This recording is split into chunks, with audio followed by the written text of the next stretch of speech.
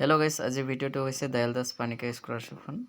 দয়াল দাস পানিকা আঁচনিজন আঁচনিখন সেই আঁচনিকৰ বিষয়ে আজি ভিডিঅ'টো আপোনালোকে কেনেকৈ এপ্লাই কৰিব পাৰিব নিজৰ মোবাইল সহায়ত আৰু ডকুমেণ্টছ চাইজবিলাক কিমান কৰিব লাগিব আৰু কি কি ডকুমেণ্টছ লাগিব আপোনালোকে সম্পূৰ্ণকৈ চাব। এইটো ভিডিঅ'ত আপোনালোকে নিজে কৰিব পাৰিব, গোটেইখিনি প্ৰচেছ আপোনালোকক দেখাম আৰু ফৰ্মত কাৰ কাৰ চাইন লাগিব, কাৰ ছিগনেচাৰ লাগিব, গোটেইখিনি জনাম আপোনালোকক লিষ্টটো দেখাম।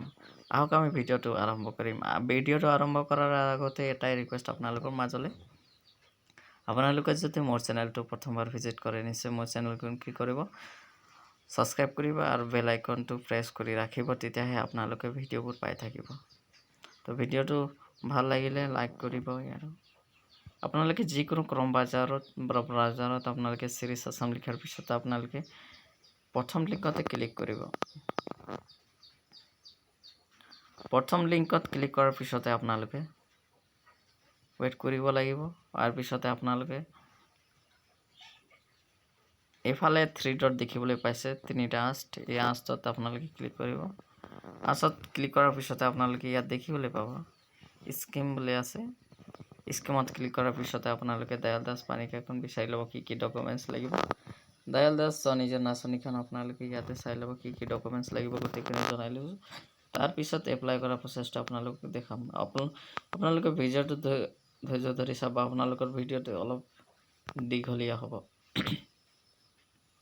ডকুমেণ্টছ আপোনালোকে চাই লওক। আপোনালোকৰ এইচ প্ৰুফ হিচাপে বাৰ্থ চাৰ্টিফিকেট দিব পাৰে, এডমিট কাৰ্ডটো দিব পাৰে, নহ'লে 10ৰ পাছ চাৰ্টিফিকেট দিব পাৰে। এইচ প্ৰুফ হিচাপে আপোনালোকৰ অৰিজিনেল কপি কাষ্ট চাৰ্টিফিকেট দিব লাগিব। আপোনালোকৰ যদি undertaking a farming having less then of 10 বিঘাকৈ কম লেণ্ড আছে, তেতিয়া আপোনালোকে এইটো স্কলাৰশ্বিপভাৱে যোগ্য হ'ব। তাৰপিছত আপোনালোকৰ ফেমিলি ইনকামটো লাগিব।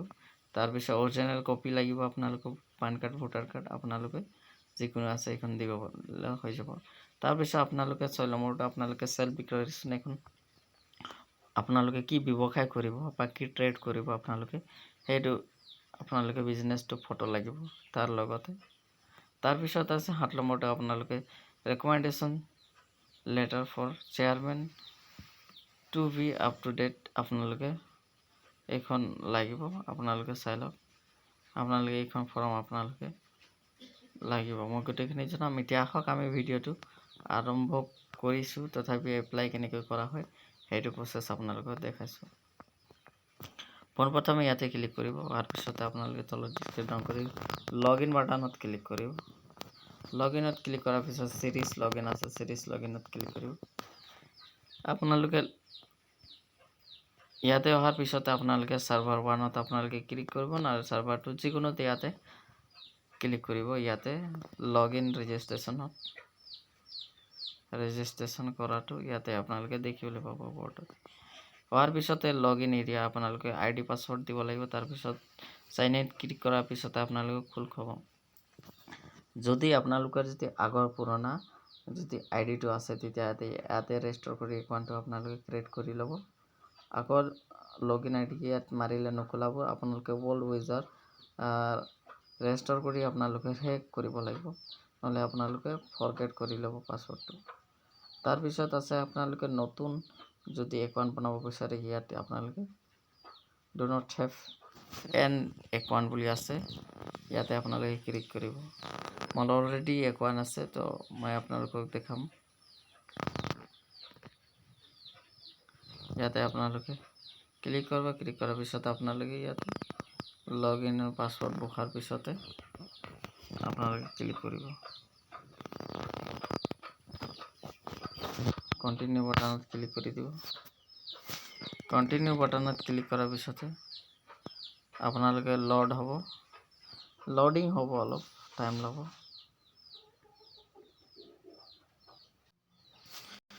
গোটেইখিনি আপোনালোকে প্ৰথম পেজ চিলেক্ট কৰাৰ পিছতে দয়াল দাস পানিকা স্বনিয়োজন আঁচনিখনৰ তাৰপিছত আছে আপোনালোকে পোনপ্ৰথমে নামটো আহি যাব। তাৰপিছত ডেট অফ বাৰ্থটো আপোনালোকে ফিল আপ কৰিব, জেণ্ডাৰ, আধাৰ নম্বৰ ইয়াত দিব। তাৰপিছত আছে ফাদাৰ নেমটো। তাৰপিছত ইয়াত কৈছে যে whether any other member for the same family is applying for this scheme, যদি আপোনালোকৰ ফেমিলি যদি এজনকৈ অধিক এপ্লাই কৰিছিল তেতিয়াহ'লে য়েছ কৰিব। যদি এজন ফেমিলিৰ এপ্লাই কৰিছে তেতিয়াহ'লেহে আপোনালোকে ন কৰি দিব।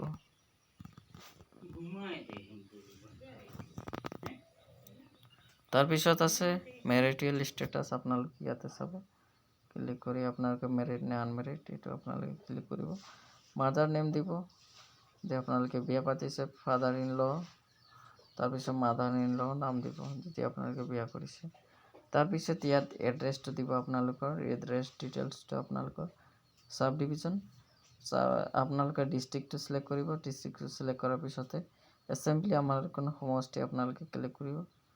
আপোনালোকৰ সমষ্টিটো কি হয় আপোনালোকে ইয়াত ক্লিক কৰি চাব পাৰে।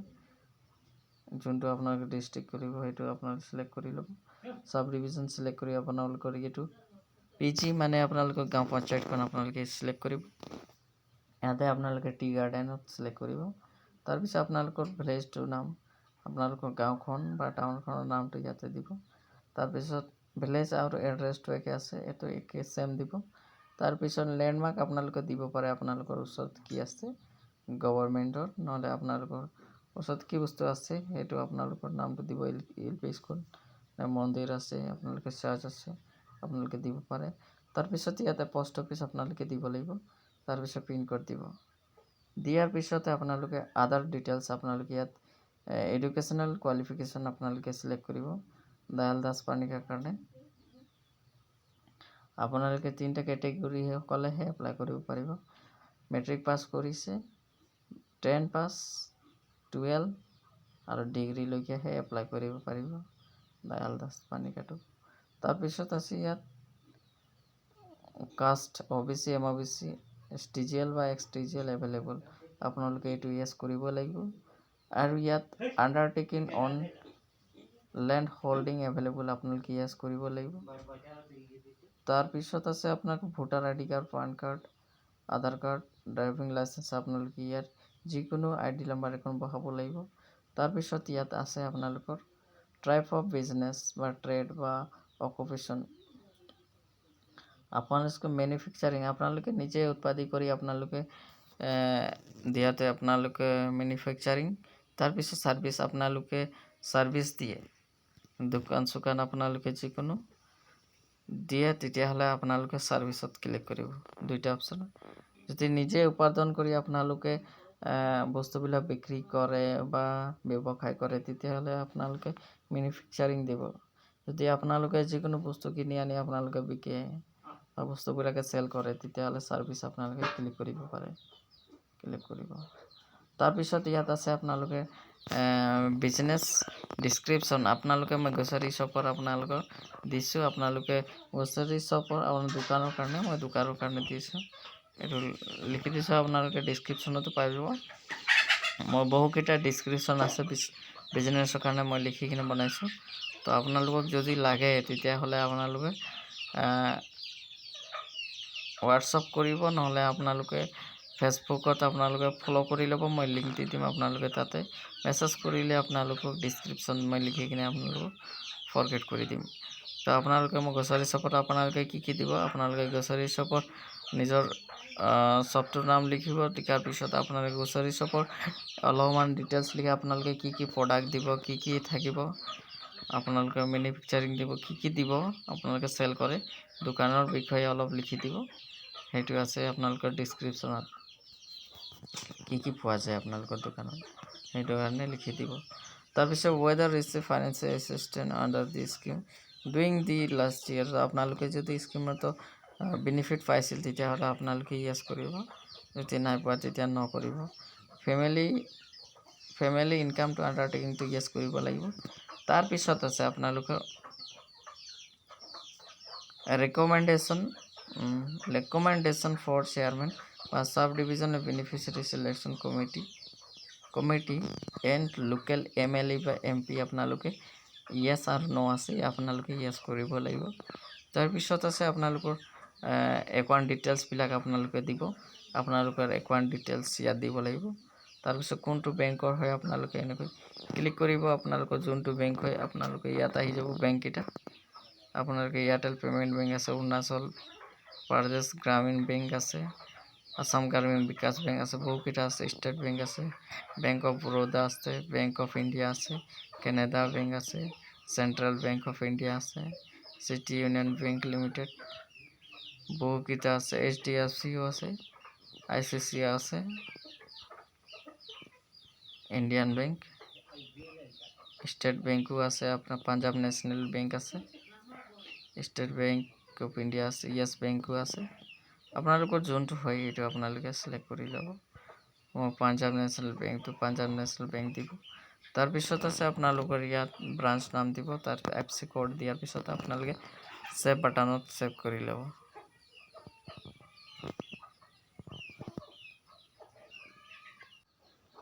ষ্টেপ 2ত আছে আপোনালোকৰ ডকুমেণ্টছ আপলোড কৰিব লাগিব। আপোনালোকৰ যদি আপোনালোকে ডাউনলোড কৰা নাই তেতিয়া ইয়াৰ পৰা আপোনালোকে ডাউনলোড কৰি ল'ব এনুৱেল ইনকাম ফৰ্মটো। তাৰপিছত আছে আণ্ডাৰটেকিং লেণ্ড হোল্ডিং ফৰ্মটো ইয়াতে পাই যাব। তাৰপিছত আছে ৰেকমেণ্ডেশ্যন লেটাৰ চেয়াৰমেনৰ, এইটো আপোনালোকে পাই যাব। তাৰপিছত ছেল্ফ ডিক্লাৰেশ্যন ফৰ্মটো ইয়াতে পাই যাব। ইয়াত 4টা ফৰ্ম দিয়া আছে, আপোনালোকে ডাউনলোড কৰি দিব পাৰিব। আৰু ইয়াত কৈছে আপোনালোকক মই অলৰেডি আপলোড কৰি দিছোঁ এতিয়া ইতিমধ্যে। আপোনালোকে যদি ডকুমেণ্ট ফটোবিলাক চাইজ কৰে তেতিয়াহ'লে JPG, এইটো হৈছে JPG, তাৰপিছত 50 KBত কম হ'ব লাগিব, এইটো 20 KB ছিগনেচাৰটো তেনেকৈ দিব লাগিব। আৰু বাৰ্থ চাৰ্টিফিকেট বাকী ডকুমেণ্টছবিলাক আছে 100 KB। আপোনালোকে চাইজবিলাক যদি JPGত কৰিব নোৱাৰে তেতিয়া আপোনালোকে কমেণ্ট কৰিব, নেক্সট ভিডিঅ' মই বনাই দিম আপোনালোকে কেনেকৈ চাইজবিলাক কমাব। কাষ্ট চাৰ্টিফিকেট আপোনালোকে পুৰণাটো আছে, যদি আপোনালোকে কাষ্ট চাৰ্টিফিকেট আপোনালোকে যদি অনলাইনটো দিয়ে তেতিয়াহ'লে আপোনালোকৰ বেছি বেষ্ট আছে। আপোনালোকে অনলাইন যদি আপোনালোকে এপ্লাই কৰা নাই অতি সোনকালে এপ্লাই কৰি লওক, আপোনালোকৰ অনলাইনটো আপোনালোকে দিব।